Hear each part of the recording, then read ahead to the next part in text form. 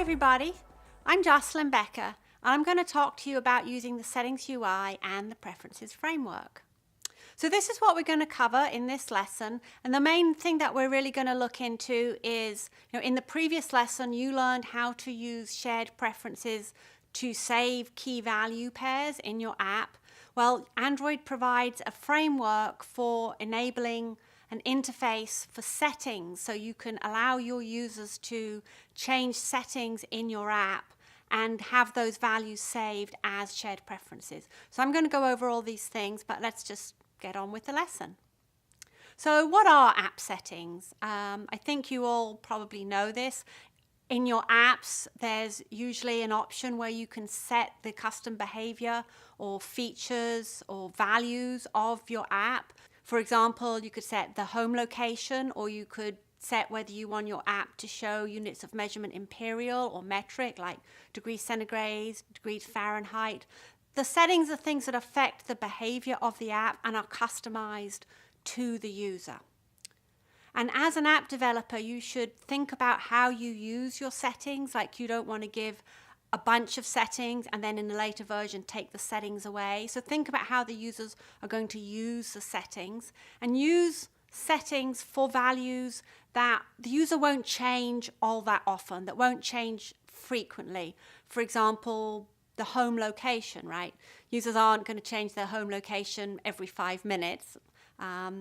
Or if you have an app where they can order dinner and you let them choose, their favorite kind of meal, then they may want to change that occasionally, but they won't want to change that all the time. So if your app needs to have values that customize the experience, but that the user might change pretty often, then you wouldn't do that through settings. You could use the options menu or the navigation drawer, or you could just create an activity with a layout with the user input fields that you've already learned about to get those values from the user. So this slide just shows some examples of different kinds of settings that you can have in your app. You could have a text edit preference. So for example, favorite destination. The user just types in whatever their favorite destination is. Or you can have a list of options that they choose from. So for example, what's their preferred snack? Or you could have a toggle setting, a switch setting.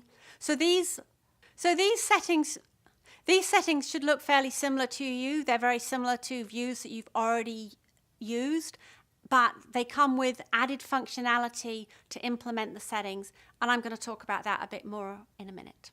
So how does the user change the settings? So there's typical ways that your app can enable the settings.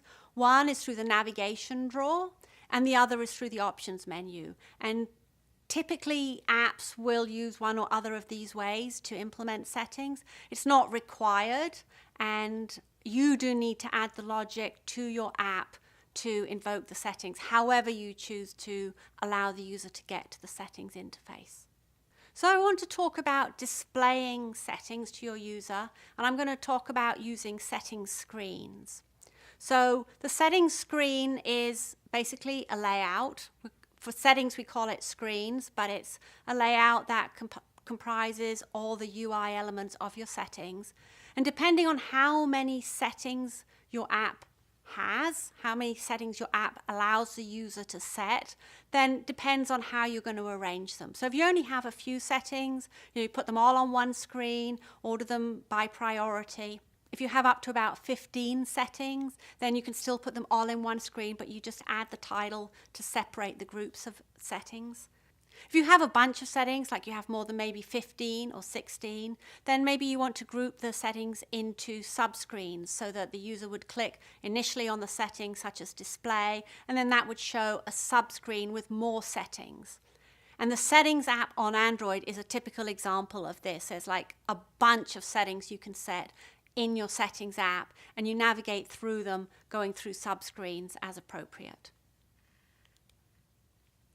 So I want to talk a minute about a view versus a preference. As you've worked through this course, you've used lots of views. You've created layouts, you've added views to them, and you know by now that a view is something that appears on the screen and you put a view inside a layout. Well, when you're working with the settings screens, instead of using view objects, you use preference objects. But a preference object is very similar to a view object, and you can think of it as a view object. Even though it actually doesn't inherit from view, every preference object does have an associated view, and Android takes care of all of that for you. So if you just think of preference as a kind of view, it will really help. So instead of view, you use preference, and instead of layout, you use a preference screen. And you design your preference screens in the layout editor just like you would for any layout. So the way that you define your settings, it's very similar to the way that you define a layout with views. You create a preference screen file in XML, but notice that you put it in the XML folder, not in the layout folder. And so here's an example. So the root of the hierarchy is preference screen, and within that root hierarchy, you define the views, you define the preferences that you want to add to your settings screen. So in this case, we've added a checkbox preference and an edit text preference. They have attributes just like checkbox has an attribute and edit text has an attribute. So the checkbox preference and the edit text preference should be very familiar to you. They're very much like the checkbox and the edit text views that you've already worked with. So I've talked about how a preference is similar to a view, and every preference has all the attributes that the similar view would have. So the edit text preference has the same attributes as the edit text view would have, but there's a couple of other attributes that a preference must have. So generally speaking, it really should have a title. If it doesn't have a title, it's not going to look very good in your UI, and it must have a key. So a preference has a key instead of an ID. So the edit text preference doesn't have the Android ID attribute, but instead it has the Android key attribute. And the key is really important because that key is what Android uses to save the value of that setting when the user changes the value. So now just looking at a couple of different kinds of preferences. This is an example of the switch preference. It's very much like the switch that you already worked with in some of the other practicals. Here we've set the default value to be true. We've specified the title. The key in this case is switch. That's probably a little bit too generic, should maybe be a bit more specific, but it's just an example. And we've defined the summary. So yeah, the default value is true by default. You don't have to specify it if you don't want to. The summary is the text that shows up under the title. It's a description of the setting. And the key is essential for storing the value in shared preferences. You've got to have the key. This is an example of an edit text preference. Again, very similar to the edit text view that you've already worked with. Here you can see we've got some of the edit text attributes, capitalize, input type. It has the key, and it has the default value and the title. This slide shows an example of ListPreference, which is a group of radio buttons grouped together, and Android handles all the logic for you of keeping those radio buttons in a group, showing them as a group, allowing the user to only select one or the other. And you can set the default value to whichever value you want, or just set it to -1 if the very first time the user goes to set this setting, nothing is selected. And for this preference, since it's a list, you need to provide both the list of labels. So here we've got always, when possible, and never. You supply that as an array, and you also need to supply the value that's associated with that label as an array. In this case, it looks like they are different arrays, but you could actually have exactly the same array if it was appropriate for your app. It's just that the labels need to be stored in an array, and the values that go with the labels need to be stored in an array.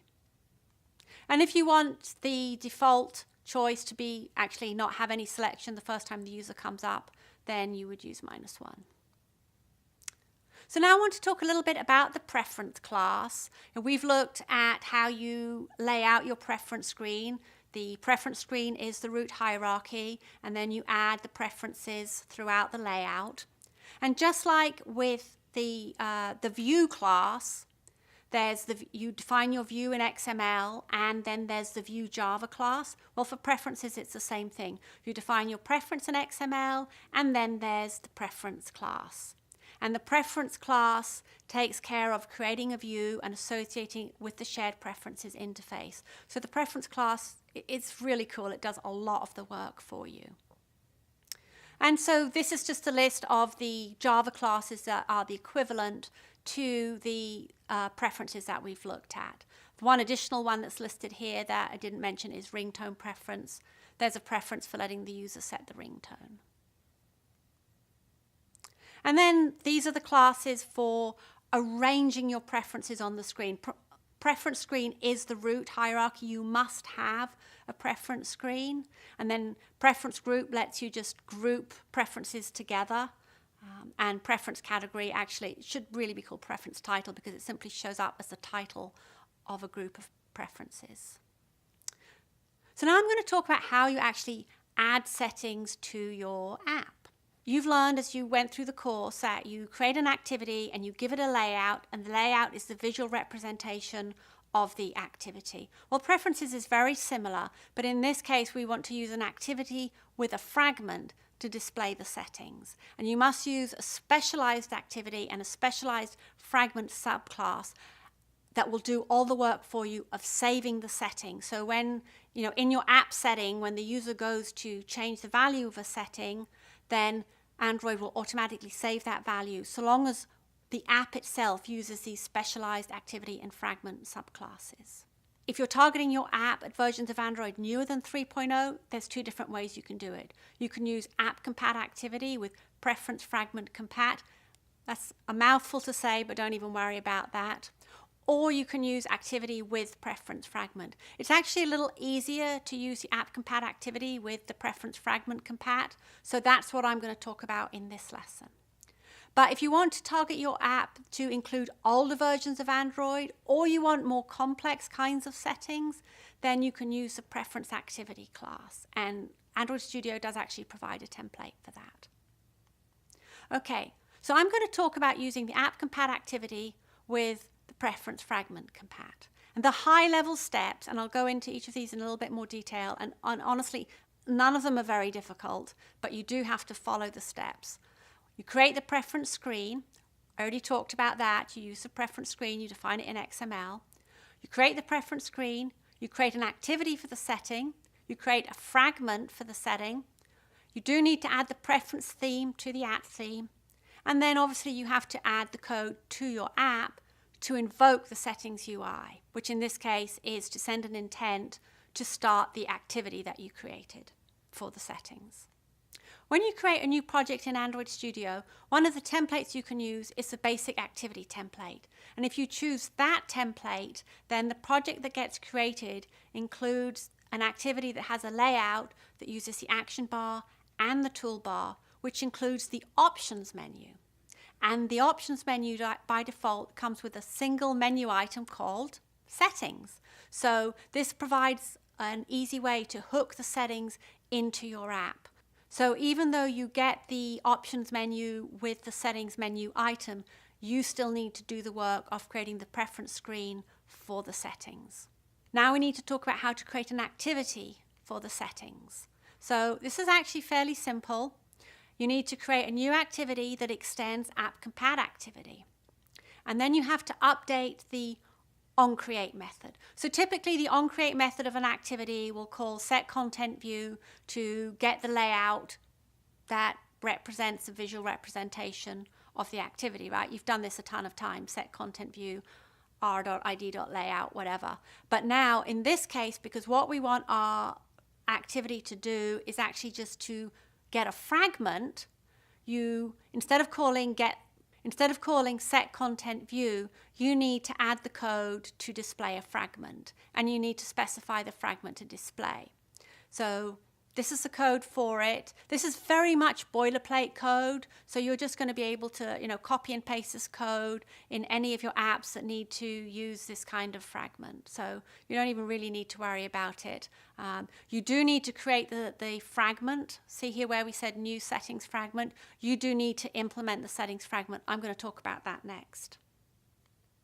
So this is an example of an activity to implement settings. It extends app compat activity. You You update onCreate to use the support fragment manager to get a fragment. And honestly, literally, this is it. This is all your class needs to be. You can use this very much as boilerplate from app to app.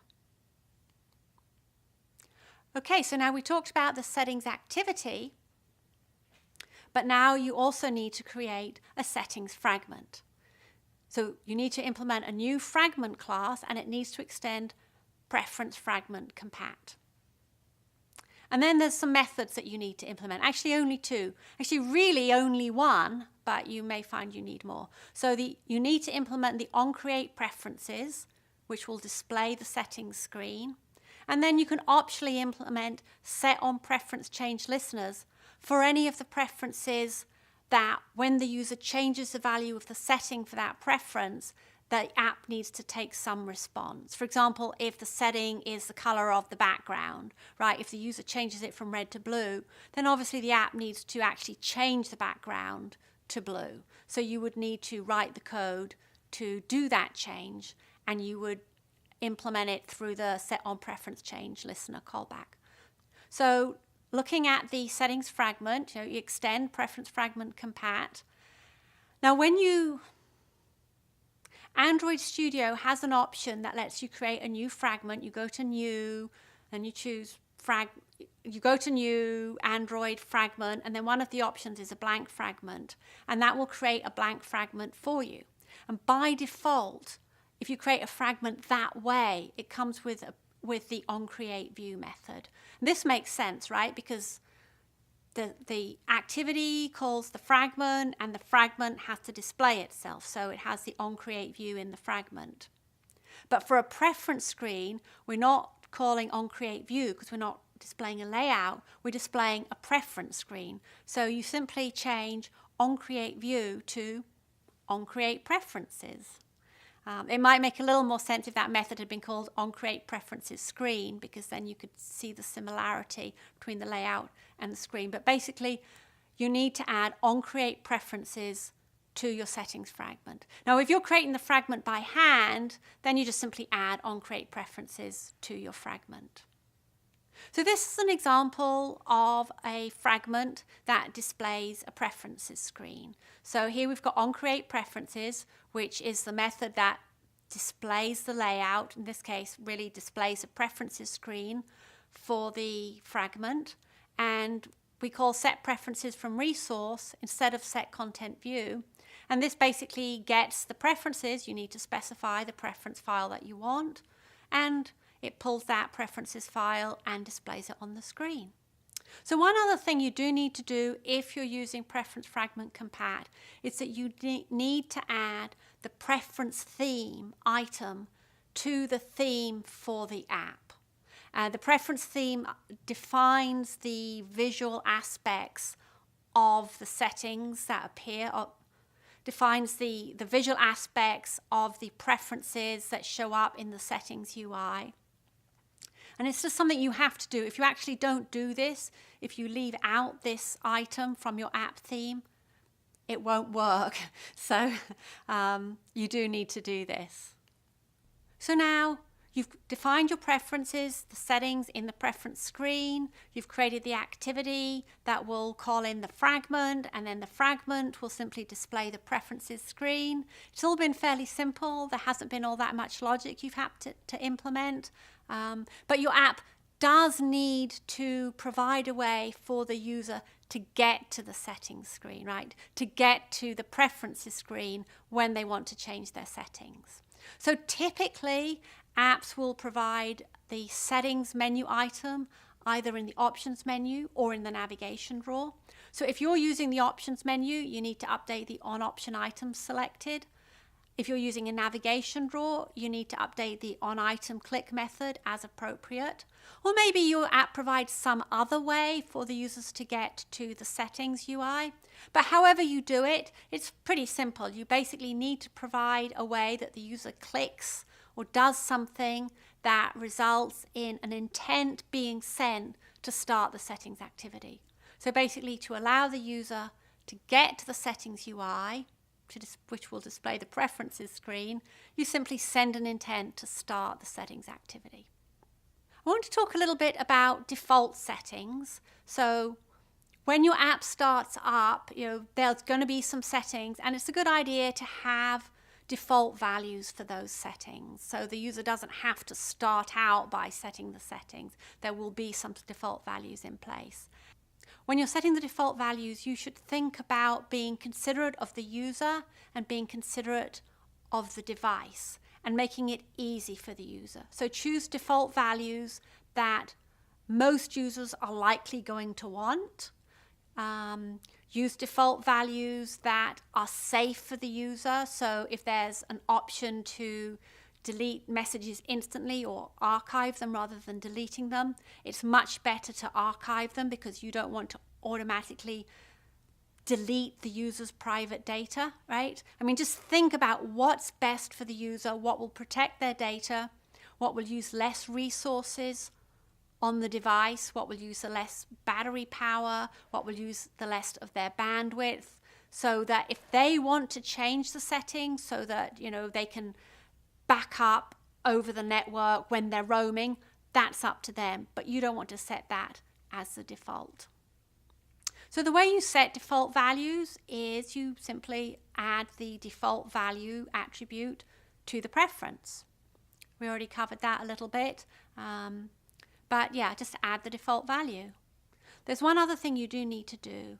In the onCreate method of the main activity, not the settings activity, the main activity, the activity that first gets called when your app runs, you need to save the default values. And this only actually needs to happen once, like the very first time the app ever runs, then we need to save the default values for the settings, which is same as saying save the default values for the preferences. And you do that using the preference manager. You call set default values. You pass the preferences to save. And then notice this third argument, false. What this means is don't set the default values ever again. Basically, only do this once. Now, if you think about this totally makes sense. The very first time the user uses your app, they want to have the default values in place. But they may go in and they may change the default values. They may change the default value of their favorite topping from cheese to pineapple. They may, change their home location so that it's different from the default.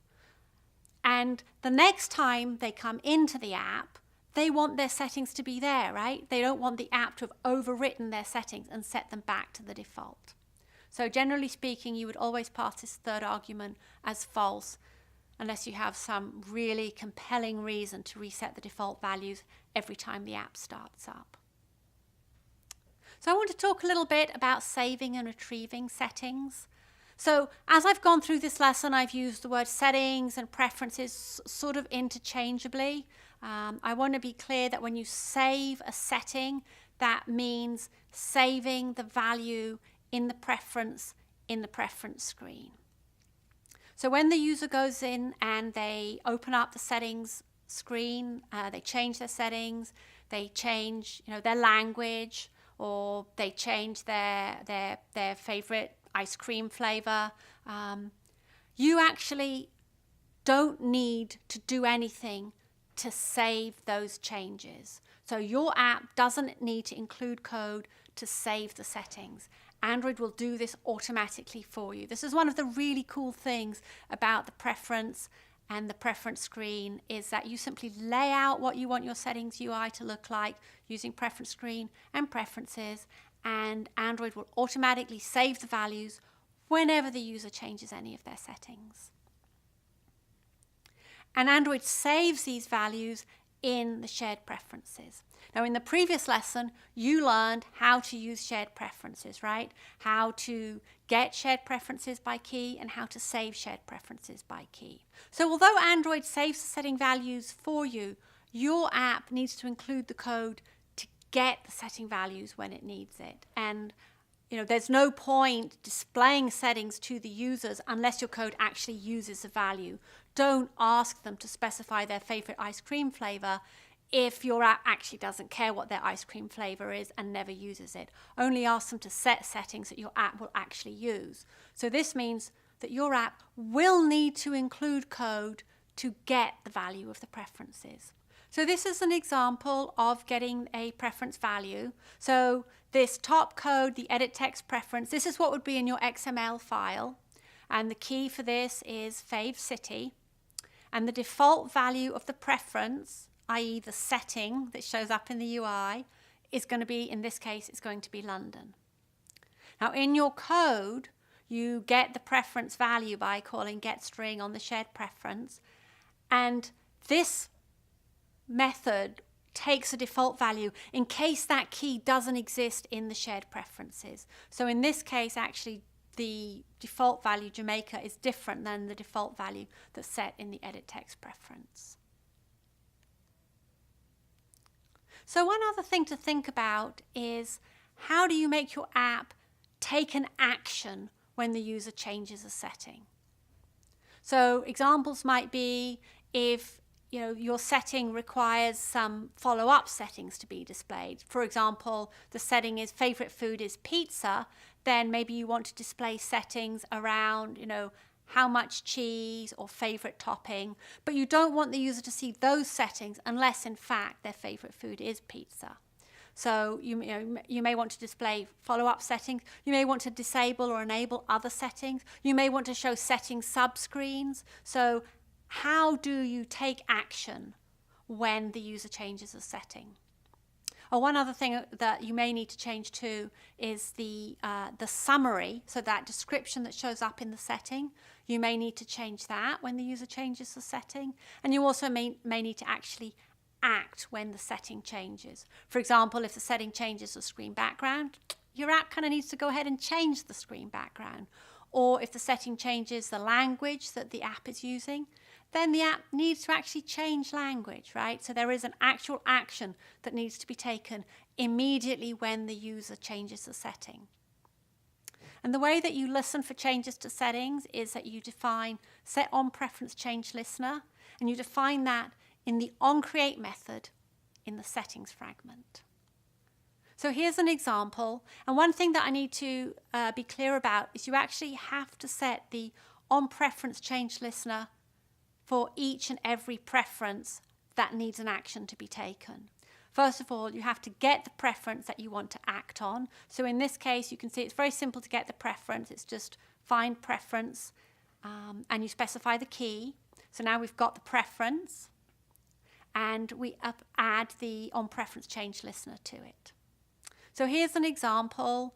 It's a color preference. When the user changes this setting, we want the background color to change. So we call this method set my background color. This is not a system method. This is just an example method. You would actually need to define that one. But it's just an example of how to implement the onPreference change listener.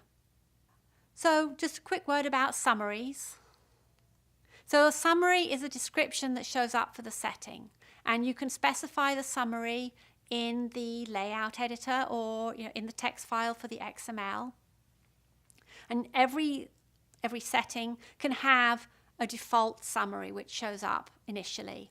And then for preferences or settings that are binary, that they only have on, off or true, false values, there's an additional couple of attributes that you can set, summary on and summary off. So you can specify in the XML what the description should be depending on whether the value is on or off.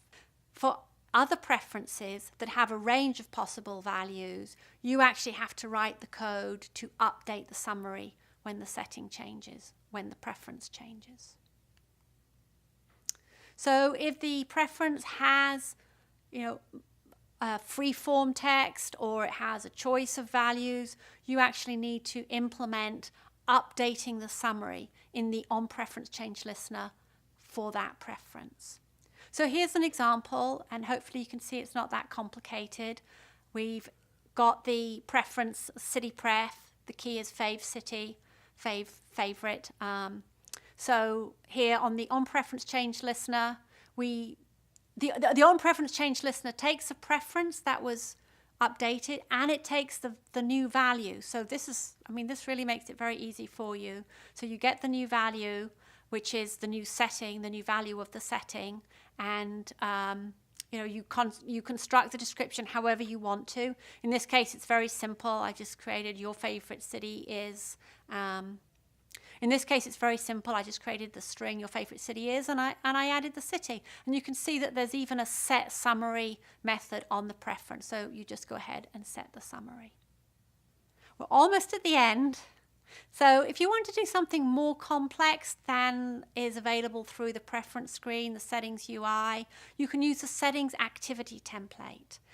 So if you want to do something more complex with your settings, then you can use the SettingsActivity template. So you do this if you want more complex settings, if you want your app to be backwards compatible with older versions of Android, for example, from before 3.0, if you want to customize the pre-populated settings, if you want an adaptive layout, so on phones and tablets, it has sort of, when you change the orientation of the tablet, the settings UI changes nicely. Then you would use the SettingsActivity template. And you can use that in Android Studio. It's one of the templates that's provided for you. That is the end of our settings UI. One thing I do want to be very clear about is that as I went through this, I used the word settings, I used the word preference, but you can generally think of a settings as a preference. And in this particular context of letting users set settings, they do that through preference. And the preference is actually the class that is equivalent to a view. So you can go learn more if you like, and I encourage you to go work through the practical and add some settings to your app. Thank you.